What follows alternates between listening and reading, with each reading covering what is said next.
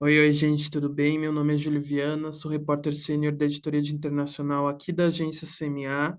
Hoje eu estou aqui com o Bruno Komura, que é analista de investimentos da Potenza Capital. A gente vai estar aqui em mais um programa do Pós-Fed para falar um pouquinho das repercussões das decisões da decisão de política monetária do Banco Central norte-americano, Federal Reserve. Eles fizeram a decisão deles ontem, decidiram manter a taxa básica de juros inalterada entre 5,25% e 5,5%. Era uma decisão já esperada, mas eles também fizeram algumas projeções econômicas, uma atualização nas projeções econômicas deles em relação à última vez que eles soltaram essas previsões, que foi lá em julho, e teve algumas mudanças. A gente vai conversar com o Bruno para entender um pouquinho melhor. Bruno, eu queria saber um pouquinho. Primeiro, a decisão já era esperada, então o mercado recebeu a decisão com tranquilidade, de certa forma. Eu acho que sim, né? O Fed ele já vinha sinalizando que ele queria fazer esse tipo de coisa, esse tipo de movimento. Então, uma das ideias era: você faz a manutenção em uma reunião, você aumenta na outra, você aumenta, faz manutenção e aumenta, ou seja, vai alternando. Então, essa reunião era de manutenção mesmo. Se fosse aumentar juros, ele aumentaria na próxima reunião. Uma Uhum. coisa que é exatamente como você falou, né? O mercado ele já esperava a manutenção, mas o mercado também acreditava que não haveria mais altas de juros, né? Mas foi muito diferente o que a gente viu aí no discurso e leu no comunicado. Então, a gente vai falando disso. Primeiro que as previsões, eu tinha visto alguns analistas comentando que muita gente estava com esperança de que as previsões, pelo menos, indicassem que não houvesse mais nenhuma alta de juros nesse ano, mas, na verdade, o que a gente viu foi que a maioria dos membros do comitê continua acreditando que mais uma alta de 0,25 ponto percentual deve vir ainda até o final de 2023, né? Porque a mediana para eles é 5,6% até o final desse ano. É, Como é que foi isso? Você também foi pego de surpresa? O que você achou Com, dessa cer previsão?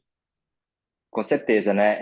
Esse comunicado, essa projeção, né, trouxe surpresa, porque eu acho que vai numa direção totalmente contrária do que o mercado estava esperando. A gente acreditava muito que o Fed ele poderia dar alguma sinalização de que o ciclo de alta acabou e que ele poderia manter o higher for longer, né? Ou seja, manter a taxa de juros em patamar contracionista por mais tempo. Eu acho que esse seria o cenário ideal, esse seria o cenário aí que estaria precificado no mercado. Agora, com esse discurso, né, então, o mercado ele começou a precificar a possibilidade de chances de mais uma alta de 25 ainda esse ano, e vai Uhum. muito na contramão do que a gente tem visto, né? Então, quando a gente olha os dados de atividade, que vem cada vez mais acelerando, inclusive o setor manufatureiro já em recessão, a gente vê o mercado de trabalho arrefecendo. Eu sei que está num arrefecimento um pouco mais lento do que o desejado, mas ele está começando a dar sinais de que a política monetária contracionista está impactando, sim.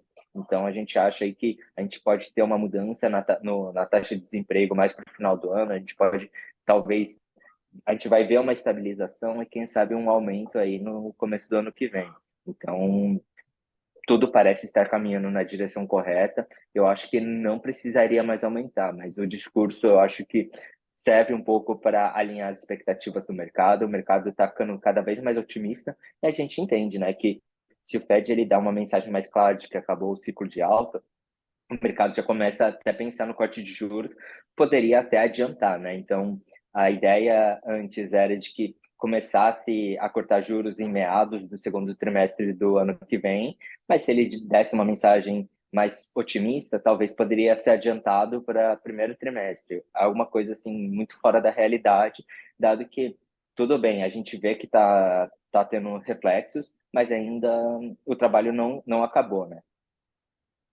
Então, você acredita que essa mensagem... primeiro, eu queria entender qual que foi, para você, a principal mensagem do discurso do Powell ontem, né? Junto com essas previsões. Foi de que foi isso, o trabalho ainda não acabou, vamos se acalmar, segura os cavalos, que ainda precisa de um tempo, é isso? Exato, eu acho que o mais importante mesmo é alinhar essa expectativa de higher for longer, né? Então, eu acho que, no final das contas, essa possibilidade de alta acaba sendo muito mais discurso, e eu acho que o importante mesmo vai ser manutenção da taxa de juros em um patamar elevado. Então, eu acho que essa foi a parte central aí do discurso. Um pouco o mercado acabou não gostando, né? Mas eu acho que é o que deve acontecer, né? É lógico que a gente vai monitorando os dados e a gente vai fazendo revisões caso a gente tenha alguma surpresa, positiva ou negativa. Porque ele, quando ele foi questionado sobre o porquê dessas, porque uma coisa que os próprios jornalistas na coletiva notaram, né, que todo mundo aqui notou, é que mesmo eles aumentaram a previsão de crescimento do PIB, então eles estão mais otimistas com relação ao crescimento do país, mas mesmo assim mantiveram a taxa de juros Acho mais alta por mais tempo. Você acha então que quando ele foi questionado sobre isso, o Powell ele falou, é mais uma tentativa de manter cautela por parte dos membros. Você concorda que seja isso? Então, que seja mais uma mensagem do que propriamente uma decisão. Isso, exatamente. Então, quando a gente pensa em crescimento também, eu acho que ter crescimento bastante vigoroso hoje, por mais que seja muito bom politicamente, quando a gente pensa em eleições americanas que vão acontecer no ano que vem, acho muito importante para o governo. Mas eu acho que quando a gente fala em termos de política monetária, é muito complicado, né? Porque com esse ciclo de alta de juros, a gente, na verdade, quer ver a economia desacelerar. É lógico que isso não pode ser dito abertamente, mas é uma consequência inevitável de aumento de juros. Então, é, pelo menos quando a gente olha historicamente, né, é o meio mais eficaz a gente controlar a inflação. Então, a partir do momento que a inflação tá bem controlada, aí sim a gente pode pensar em crescimento. Eu acho que, no final das contas, o Fed ele vai machucar a economia se for preciso, ele vai tentar atingir a meta de inflação. Depois disso, ele pode maneirar e pensar em crescimento. Mas eu acho que é isso mesmo. E a partir de agora, para as decisões de novembro e dezembro, o que que o mercado deve ficar atento para entender se o Fed vai ou não decidir por mais um aumento? A gente vai precisar ver, então, os dados do mercado de trabalho e os dados de inflação. Acho que esses vão ser dados essenciais para a gente estar monitorando. Então, a gente vai conseguir ver os dados de outubro. Eu acho que a gente não vai conseguir ter tempo de ver os dados de novembro até a reunião, mas é, vai, a gente vai monitorar de perto esses dados. Provavelmente vai continuar com a tendência do setor manufatureiro contraindo. O setor de serviços ele deve continuar um pouco mais resiliente, mas se ele mantiver a trajetória de queda, vai ser muito bom. E o mercado de trabalho, se a gente continuar vendo essa tendência de reequilíbrio, porque antes a gente via aí uma relação de vagas por pessoas procurando perto de dois, e agora a gente já viu para já chegou num patamar abaixo de 1,5. Então, se continuar com essa tendência, eu acho que isso vai ser bastante positivo. Isso pode reforçar, então, a ideia de que ele não suba mais juros. Mas se a gente vê alguma surpresa negativa em qualquer um desses pontos, pode ser que a aposta, né, de 25 pontos na próxima reunião ganhe força. Uma questão que foi tocada durante a coletiva é que está pairando a ameaça de um shutdown lá no governo norte-americano, e no caso de um shutdown, eles não teriam acesso a esses dados. E como ficaria a situação para o Fed caso eles não tenham acesso a isso? Você acredita que quando o Powell foi questionado, ele pareceu muito tranquilo em relação a isso. Você acha que isso é uma questão de preocupação ou não? Eu acho que pode ser uma questão que vai gerar volatilidade no mercado, mas eu não acho que a gente tenha uma preocupação real. Então, quando a gente vê toda essa questão de shutdown, é lógico que não faz sentido para nenhum dos dois partidos segurar essa situação por muito tempo. O ideal é que seja resolvido, por mais que seja resolvido no limite do prazo. Mas se a gente tiver atraso, o importante é que a gente não tenha atraso muito grande, né? Então, a gente não pode ter a próxima reunião do Fed sem ter novidades em relação ao mercado de trabalho e de inflação. Se chegar nesse Uhum, ponto, aí sim a gente tem um potencial de surpresa muito grande.